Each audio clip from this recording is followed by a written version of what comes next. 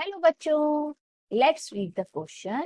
The question says an inverted cone has depth of 40 centimeter, radius of 5 centimeter base radius, and water is poured into it at the rate of 1.5 cubic centimeter per minute.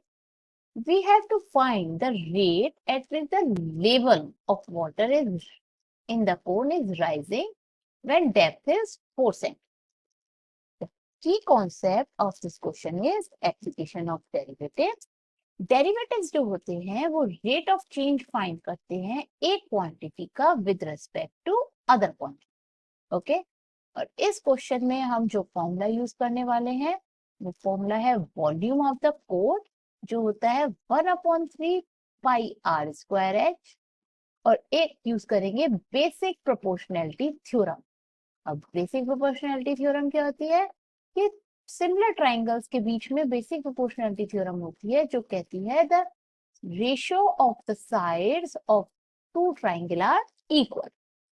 अब हम triangle की naming कर लेते हैं। Triangle है A B C, ये हमारा inverted कोन है और इसमें इसकी हाइट दे रखी है 40 सेंटीमीटर, रेडियस दिया हुआ है 5 सेंटीमीटर। इसमें जो वाटर फिल हो रहा है वो हो रहा है स्पीड से dv/dt। अगर हम कहें तो ये हो जाएगी, वाटर की स्पीड है 1.5 centimetre cube per minute.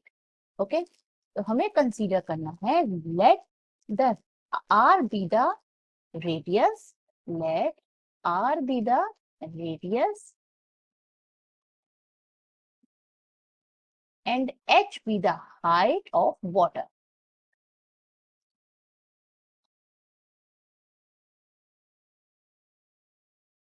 h be the height of water। ये जो है r हो जाएगी और ये जो हो जाएगी ये h। m n, am हमारा h है और mn हमारी r है। am equals to r and mn equals to am equals to h, am equals to h, ये हाइट ऑफ वाटर है, और mn equals to r radius of water. अब हम करेंगे सॉल्यूशन अपना। सॉल्यूशन में सबसे पहले हमें लगाना होगा बेसिक प्रोपोर्शनैलिटी थ्योरम, और वो किन ट्राइंगल को यूज करेंगे? हम यूज करेंगे ट्राइंगल AMN और triangle ADC। Basic proportionality theorem कैसे लगेगा? देखिए, इन दोनों ट्राइंगल में एंगल A कॉमन है, तो हम लिख सकते हैं angle A is equals to angle A। Angle AMN, triangle AMN में भी एंगल A है और ट्राइंगल ADC में भी, तो ये दोनों क्या हो जाएंगे? कॉमन।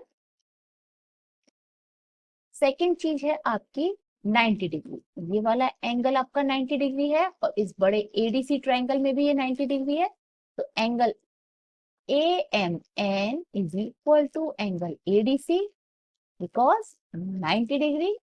नेक्स्ट चीज है MN जो है आपका पैरेलल है DC से, तो आपका ये जो ट्राइंगल का एंगल है MNA ये इक्वल होगा DCA के। Angle MNA will be equal to angle DCA। Okay, क्यों? क्योंकि MN है आपका पैरेलल ADC का।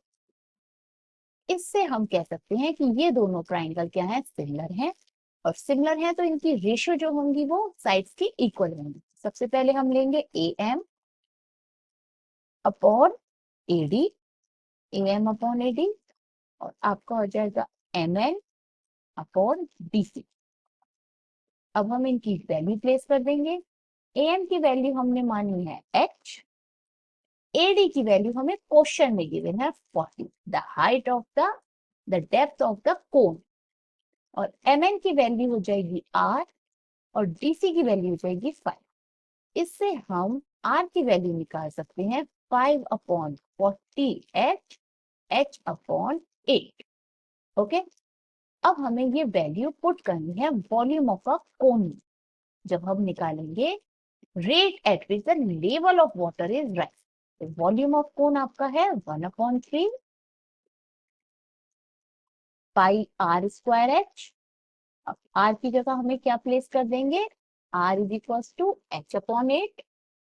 तो वॉल्यूम क्या हो जाएगा 1/3 पाई H upon 8 whole square H. Coming to next page, V is equals to 1/3 pi H cube upon 8 square 64. इसकी वैल्यू हो जाएगी पाई 192 H cube. Now we are going to differentiate on both the sides. Differentiating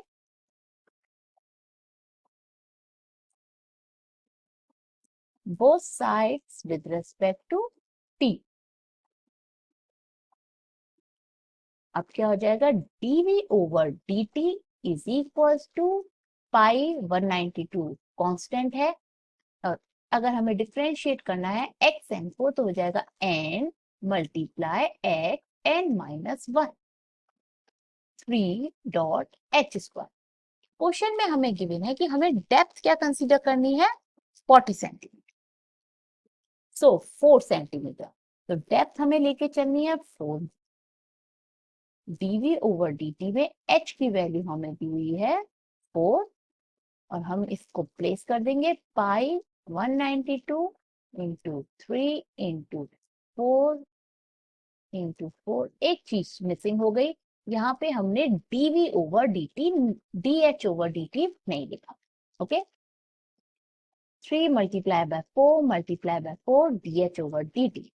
dh over dt की हमें value निकालनी है, तो dh over dt की value निकालने के लिए हम dv ओवर dt की वैल्यू जो गिवन है वो भी प्लेस कर सकते हैं 1.5 क्यूबिक सेंटीमीटर पर मिनट. तो dh over dt equals to 1.5 multiply 192 divided by pi multiply 3 multiply 4 multiply 4.